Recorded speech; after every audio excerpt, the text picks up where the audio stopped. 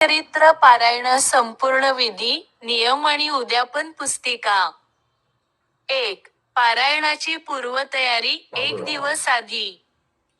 जागा. घरातील अत्यंत शांत आणि स्वच्छ जागा निवडा.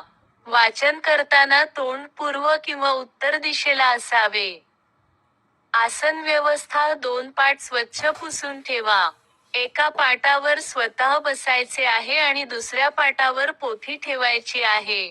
साक्षात दत्तगुरूंच्या स्वागतासाठी बाजूला एक स्वतंत्र लहान पाट मांडून त्यावर नवीन कोरे वस्त्र अंथरून ठेवावे. अखंड नंदादीप. पारायणाच्या पहिल्या दिवसापासून ते समाप्तीपर्यंत घरात अखंड दिवा, तेलबत्ती, तूप तेवत राहील अशी व्यवस्था करा. 2. दैनंदिन सकाळची पूजा आणि वेळेचे नियोजन. उठण्याची वेळ. पारायण काळात रोज पहाटेचे 3:30 ते पहाटेचे 4 च्या दरम्यान उठणे सर्वोत्तम मानले जाते. स्नान आणि पोशाख. पहाटे लवकर स्नान करून स्वच्छ, धुतलेले वस्त्र, शक्यतो सुती कॉटनचे सोवळे किंवा धोतर, कुर्ता परिधान करावे. पूजाविधी. पहाटेचे 4:30 ते पहाटेचे 5. देवघरातील देवांची नेहमीप्रमाणे पूजा करा. दत्त महाराज किंवा श्री स्वामी समर्थांच्या फोटोला गंध, अक्षता आणि फुले वाहा. पारायणाच्या पोथीला पाटावर ठेवून तिला गंध फूल वाहून नमस्कार करा. पोथीसमोर धूप आणि दीप, आरतीचा दिवा दाखवा. जप. वाचनाला सुरुवात करण्यापूर्वी एक माळ गायत्री मंत्र आणि एक माळ गुरुदेव दत्त किंवा श्री स्वामी समर्थ मंत्राचा जप करावा. तसेच गणपती अथर्वशीर्ष किंवा एक वेळा हनुमान चालीसा वाचावी. 3.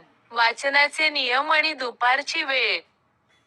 वाचनाची वेळ. पहाटेचे 5 वाजता वाचनाला सुरुवात करावी.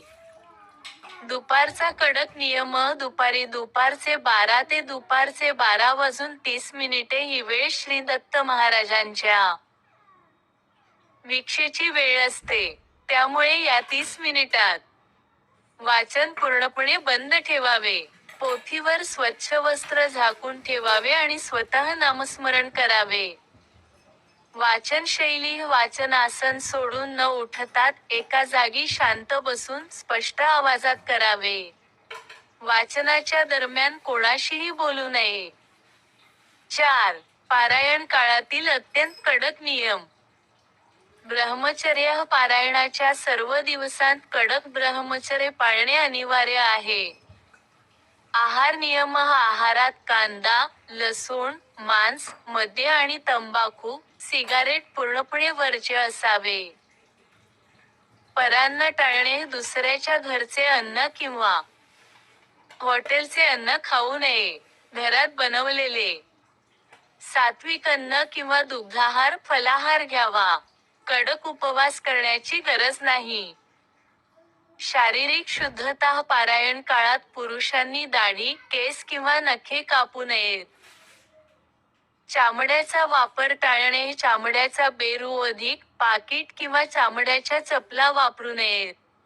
त्याऐवजी रबरी किंवा कपड्याच्या चपला वापराव्यात. संध्याकाळची सेवा. रोज संध्याकाळी पोथीला धूप दीप दाखवून दत्त महाराजांची आरती करावी.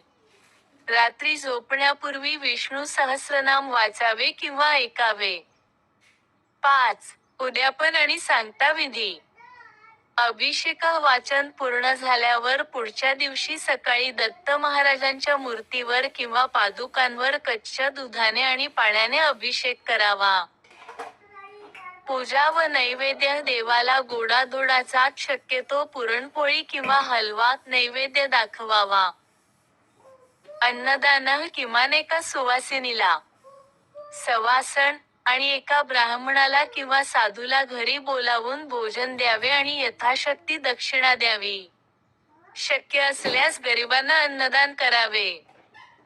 मंदिर दर्शनः जवळच्या दत्त मंदिरात जाऊन दर्शन घ्यावे आणि तेथील दानपेटीत किंवा शिधा म्हणून काही अन्नधान्य अर्पण करावे.